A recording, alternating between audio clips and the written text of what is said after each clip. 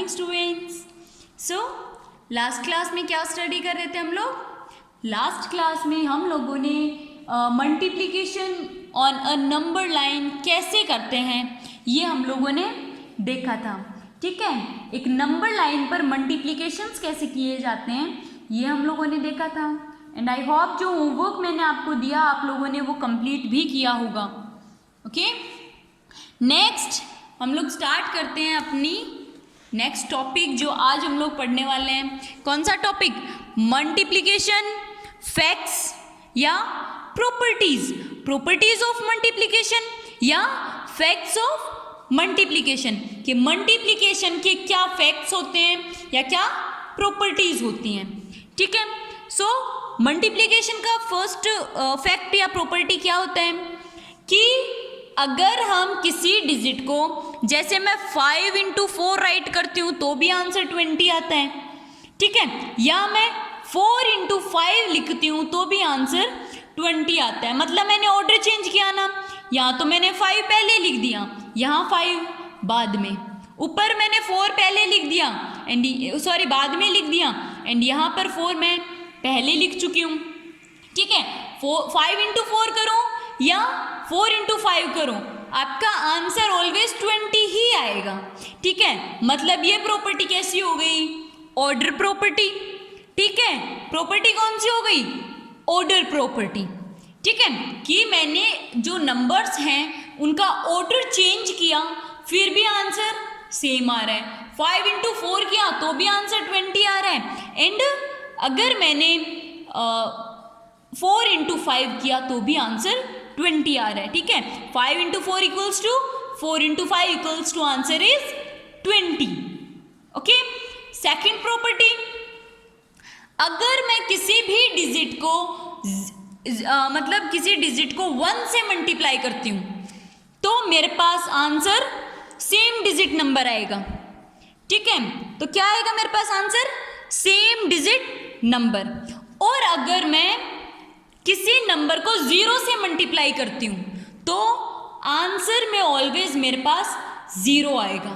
ठीक है, अगर मैं किसी डिजिट को 1 से मल्टीप्लाई करती हूँ तो आंसर में same digit number, property number according to property number second and according to property number third, अगर मैं किसी डिजिट को 0 से मल्टीप्लाई करती हूँ तो आंसर में मेरे पास क्या आएगा बेटा? 0 आएगा। ठीक है, तो आई होप आपके जो तीनों प्रॉपर्टीज हैं ये क्लियर हो चुके होंगे। First property order property of multiplication, जिसमें कि अगर हम ऑर्डर चेंज करते हैं, जैसे या तो 2 into 4 राइट करें या 4 into 2 राइट करें, आंसर तो 8 ही आना है। ठीक है, तो वो होती है order property of multiplication. Second, multiply by 1, अगर मैं किसी डिजिट को 1 से मल्टीप्लाई करती हूँ तो मेरे पास आंसर सेम डिजिट नंबर आएगा। देन प्रॉपर्टी ऑफ 0 या फिर मल्टीप्लिकेशन बाय 0। ठीक है, वो क्या होगी कि अगर मैं किसी डिजिट को 0 से मल्टीप्लाई करती हूँ तो आंसर में मेरे पास ऑलवेज क्या आएगा? 0।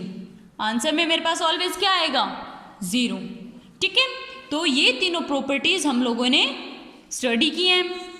नेक्स्ट एक्सरसाइज 5.3, एक्सरसाइज 5.3 करते हैं। फिल इन द बॉक्सेस, आपको बॉक्सेस में फिल करना है।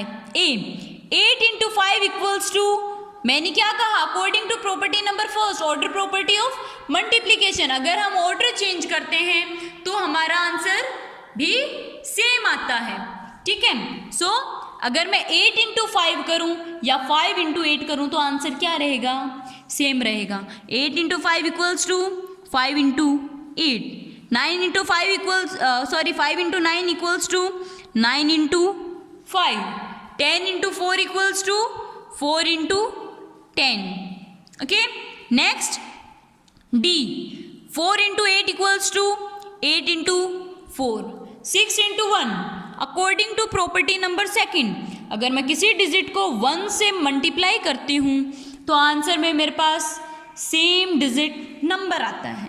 ठीक है, सेम डिजिट नंबर मतलब 6 into 1 equals to 6, 7 into dash equals to 7, किस डिजिट को मैं 7 से मल्टीप्लाई करूंगी कि आंसर में मेरे पास 7 आए?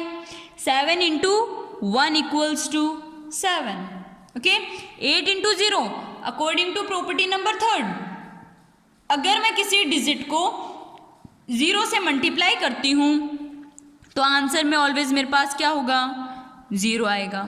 ठीक है, 8 इंटू 0 इक्वल्स टू 0 या 10 into 0 equals to 0. 9 into 1 equals to 9 one सा 9. ओके, सो यहाँ कंप्लीट होती है हमारी टेबल नंबर 5.3 या फिर एक्सरसाइज 5.3, जो कि आपको अपनी नोटबुक में करनी है. एंड जो आगे जो टेबल्स है ना बेटा, ये टेबल्स आपको बहुत अच्छे से क्लियर होनी चाहिए, बहुत अच्छे से लर्न होनी चाहिए, ताकि हम लोग अपनी जो आगे की एक्सरसाइज 5.4 जो है वो बहुत अच्छे से क्लियर कर सकें, हमें कोई प्रॉब्लम या फिर कोई डाउट मतलब ना हो. ठीक है, सो आपको टेबल्स लर्न करनी है. Okay, bye.